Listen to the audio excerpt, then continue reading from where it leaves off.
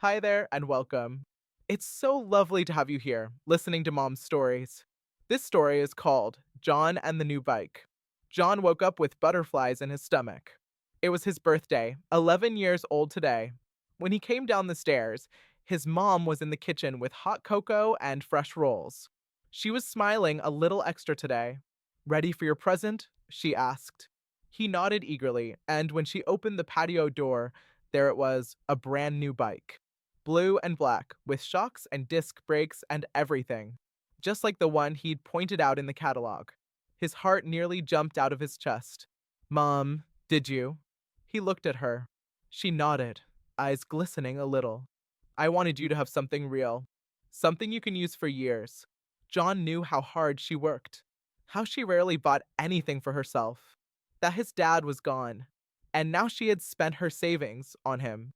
He gave her the biggest hug in the world. Thank you so much, Mom. Later that day, he met up with his friend Henrik. They rode together to a little forest at the edge of the neighborhood. A few days earlier, they'd found a perfect trail, winding and bumpy, just wild enough. They used sticks and stones to build jumps and small turns. John felt like a real mountain biker, and the bike flew over the roots like a dream. Check this out, Henrik, he shouted, pedaling hard before taking a little jump. Everything was perfect, just like he'd imagined. It felt like the world was just them, their bikes, and the trees. But then he landed wrong. His wheel hit a root and crush. He slammed into a tree. He was thrown to the ground, his knee scraping against a rock. It stung. He sat up and looked at the bike. The front wheel was bent and the handlebars twisted. No, no, no, no, he whispered. Henrik ran over. Are you okay? John nodded, voice shaky. The bike, it's broken. And my knee. He walked the bike home in silence. Henrik didn't say much, just walked beside him. Tears streamed down John's cheeks. He thought about Mom, about everything she had given up. And now he'd ruined it. When he got home, Mom was at the door. What happened? She asked, rushing over. I crashed. It's broken. I'm so sorry, Mom, he cried.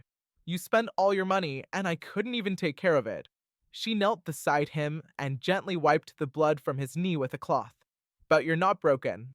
That's what matters most. And the bike. She stood and took a closer look. You know what? Looks like it's just the wheel. We can fix it. Might need a visit to the repair shop, but that's okay. Really? John sniffled. Really, she said with a smile. You shouldn't have to carry a stomach full of guilt over a little accident. It's part of learning. John smiled softly as she wrapped her arms around him. The knot in his stomach began to loosen. The next day, they rolled the bike to the repair shop together. And after a quick adjustment and a new front wheel, it was good as new. And John?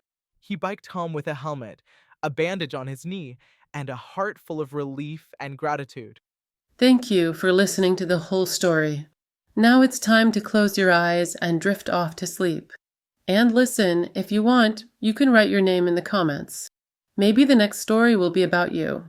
Sweet dreams, my friend. Good night from me to you.